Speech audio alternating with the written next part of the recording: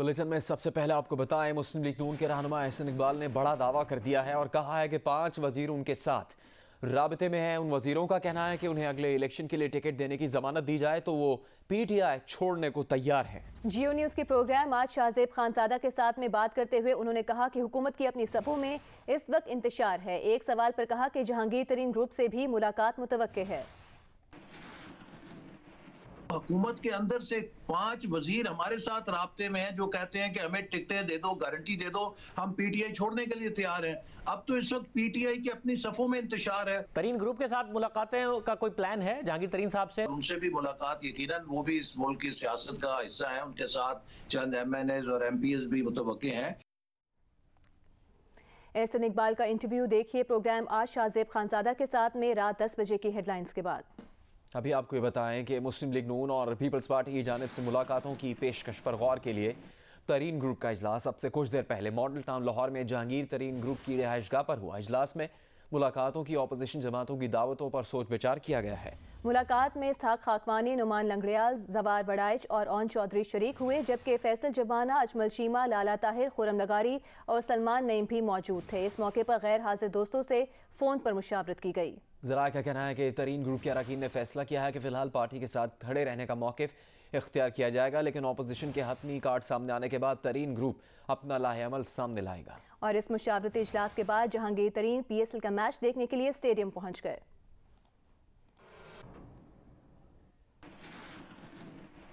कराची में लियारी के इलाके बिहार कॉलोनी में क्रैकर हमले में एक शख्स जख्मी हो गया है। पुलिस के मुताबिक क्रैकर हमला अब से कुछ देर पहले एक ज़ेरे तामीर इमारत पर किया गया है।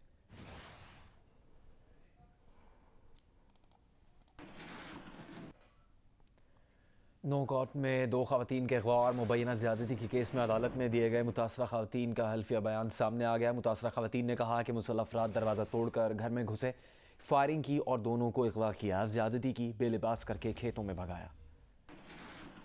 लाहौर में PSL मैच शुरू होने से कबल ट्रैफिक ब्लॉक करने पर पुलिस और शहरियों का मैच पड़ गया। मोटर बाइक आगे बढ़ाने पर DSP ने नौजवान को थप्पड़ जड़ दिया।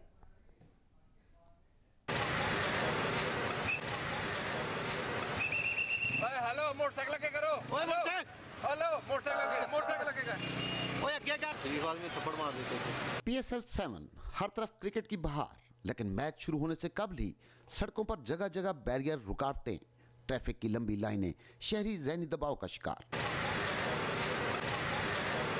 कज़ाफी स्टेडियम के बाहर DSP गुलबर्ग आमिर अब्बास ने मोटरसाइकिल सवार को थप्पड़ मार दिया। उसका कसूर ये था कि काफी देर ट्रैफिक में फंसे रहने के बाद गलत लेन में चला गया था। ऐनी शाहिदीन के मुताबिक पुलिस ने स्पोर्ट्स बोर्ड के मुलाजमीन पर भी तशद्दुद किया।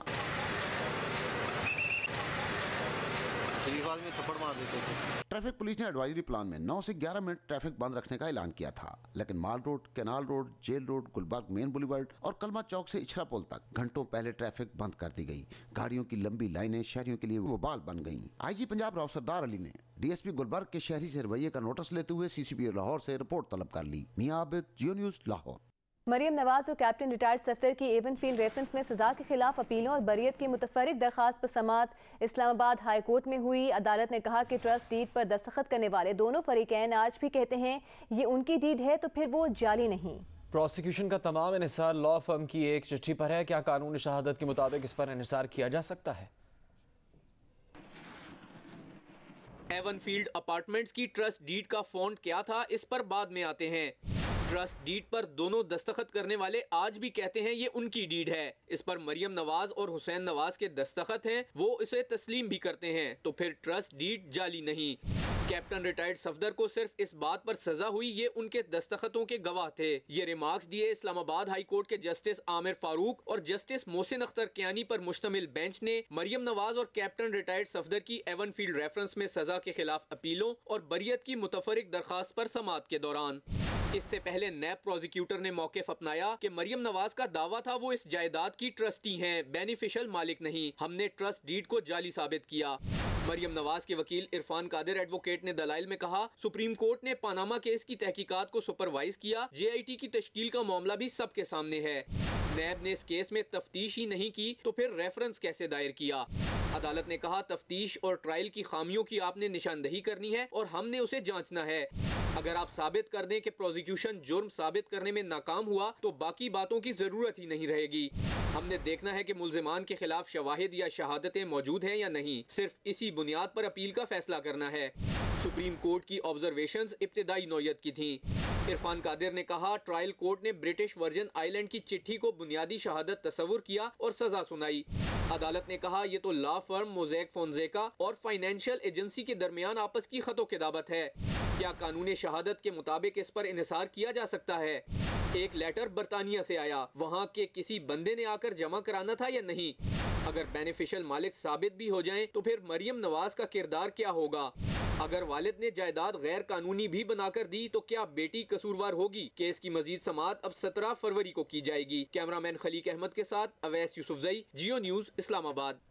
भारत में इंतहा पसंदी के खिलाफ मज़ामत की अलामत बन जाने वाली कर्नाटक की बाहिजाब तालिबा को भारतीय अखबारात ने सफ़ा अव्वल पर जगह दी है। दी टेलीग्राफ इंडिया ने तालिबा की तस्वीर के साथ उसके साथ पेश आए रवैये को भारत की हालत इज़ार करार दिया और लिखा कि मोदी साहब देखें आपकी तय करदा मर्दाना अक़दार एक तालिबा के साथ क्या सलूक कर रही हैं।